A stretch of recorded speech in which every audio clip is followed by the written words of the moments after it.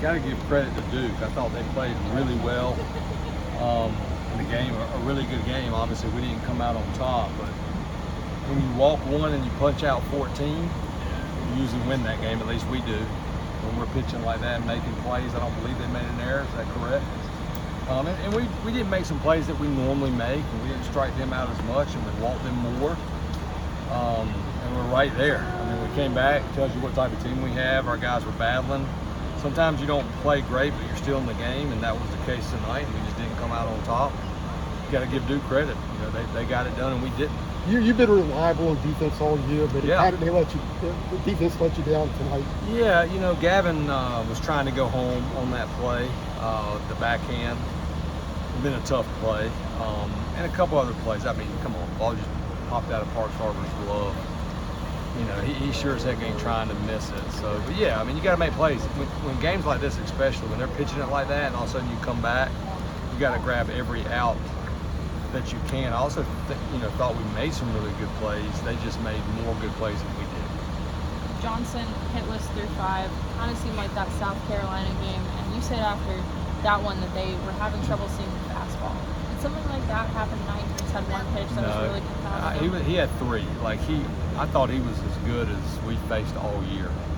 92, 95, throwing the breaking ball to lefties, throwing the change up to right. He's working at a really good pace, ultra athletic.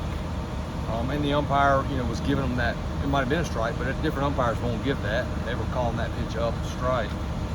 And when that's the case, you just got to hang in, and that's a big time credit. That's 2 good freshmen out there. I mean, their freshmen pitched better than Jason did, but that's a really good lineup as well. And at the end of the day, I mean, that game could have been out of reach if we didn't pitch it the way they were pitching it. And I was really proud of how much Jason competed. Dias competed, Postseason had great stuff as well. We just could not do anything against those 2 good arms. By the way, Jason did battle. Yeah. He had trouble moving his fastball to both sides, but I mean, he pitched pretty dang good. What did he get into the 6th inning? Made 2 runs in the ACC. I mean, that's 2 true freshmen out there getting after it, 2 really high future draft picks. And then we all got to see, I mean, that's their MVP, Billings. I mean, you can say what you want, but he's been their best guy all season. We got a glimpse of it tonight. They get a lead, or if it's even tied, that's a tough guy to beat. And for us to tie it up against him, I tell our guys like that, not many teams have done that. And Gavin stepped in there and got a big sack fly right there. We just couldn't manufacture anything else against him. The most recent D1 baseball projection doesn't have Duke as a regional host, but do you think that this season is going to end with you guys, NC State and Duke, all hosting regionals? I mean, it could. We're all good enough to. I mean, good night. In our league, if you don't, I mean, first of all, obviously, it's clear. It's everybody's good at home. You got to match it. If you don't, you're going to lose. But yeah, all of us could host, that's for sure. No doubt about it. All really good teams. How important was it to see kind of Jason fight and then bounce back today with his first, tasty postseason action coming this week? Yeah, no doubt. I thought he was really good. Who knows if we get those home runs earlier, maybe we get Kyle out of there earlier and the game's changed. But I thought he had good stuff. He held his velocity. And again, that's 2 potential first-round picks based on what, I've been coaching a while. That's the part right there. They look the part.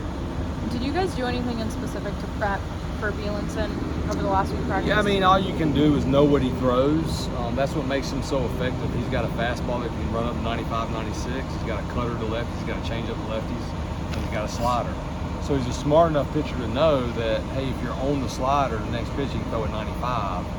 And that's why he's so good. It's not because he can throw at 95. It's because he's got that other stuff to go with it, and he can locate it. So those guys are tough. Guys that can really pitch and have stuff, they're not easy, and that's why his numbers are what they are. I mean, for a reliever and closer, his numbers, they remind me of like Trent Thornton in 2013.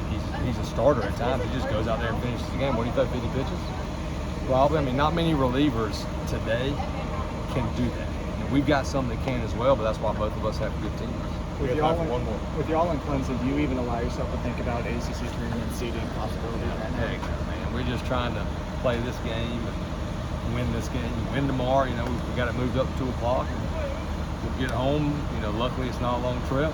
Get a good night's rest, and this is an awesome group. I mean, They played hard. Didn't see anything I didn't like except the outcome. We need to make a couple plays. Thanks, Thank y'all.